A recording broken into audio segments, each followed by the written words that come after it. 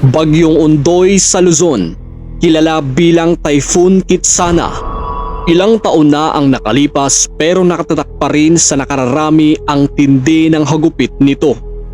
Ika-26 ng Setyembre taong 2009, humagupit ang Bagyong Ondoy sa malaking kalupaan ng Luzon. Nagmistulang dagat sa lagpas taong baha ang mga kalsada. Ang bangungot na ito ay hindi na mabubura lalo na sa tuwing bubuhos ang malakas na ulan. Isinailalim sa state of calamity ang malaking bahagi ng Luzon kabilang ang Kamaynilaan na halos 200,000 bahay ang nasira ng bagyo. Ang ilang lugar sa Metro Manila tulad na lang sa Pasig, ilang bahagi ng Rizal at Marikina na nalubog sa lampas bubong na baha. Sa tala ng pamahalaan, umabot sa 464 ang namatay dahil sa bagyo. 11 billion ang naging pinsala sa mga infrastruktura at maging sa agrikultura. Bagyong Yolanda sa Visayas ay isang napakalakas na tropical na bagyo na tumama sa Pilipinas at isa sa pinakamalakas na bagyo sa kasaysayan ng mundo. Nabuo ang Bagyong Yolanda sa kanlurang karagatang Pasipiko. Ika-6 ng Nobyembre taong 2013, itinaas ng Pag-asa ang Public Storm Warning Signal number 1 sa Visayas at Mindanao. Gabi ng Nobyembre 7, itinaas ang Signal number 4 sa isla ng Biliran, Eastern Samar, Leyte at Cebu.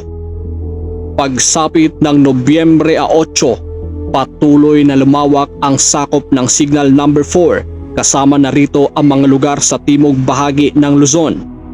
Sa lakas ng hangin nito na umabot ng 304 na kilometro kada oras ay nagdulot ng malawakang pinsala na nagresulta sa pagkawala na tinatayang higit 6,000 katao at pinsala sa ari-arian. Ang mga lokal at pambansang otoridad ay tila hindi handa at inaasahan ang ganoong kalaking pinsala ng Bagyong Yolanda, kaya pati ang ibang bansa ay tumulong na rin. Maraming mga tahanan, gusali at infrastruktura ang nawasak na tinatayang umabot sa 95 billion pesos ang kabuuang pinsala. Bagyong Pablo sa Mindanao, kilala rin bilang Typhoon Bupa, ay nabuo sa kanlurang karagatang Pasipiko at tumama sa Pilipinas noong December 4, 2012, partikular sa lalawigan ng Davao Oriental sa Mindanao bilang Category 5 na may lakas na hangin na humigit kumulang 280 kilometers per hour. Nagdulot ng malawakang pinsala ang Bagyong Pablo sa malaking bahagi ng Davao Region. Ang malakas na hangin nito, mabigat na pag-ulan at mga pabugso ng alon ay nagdulot ng mga landslide at flash flood.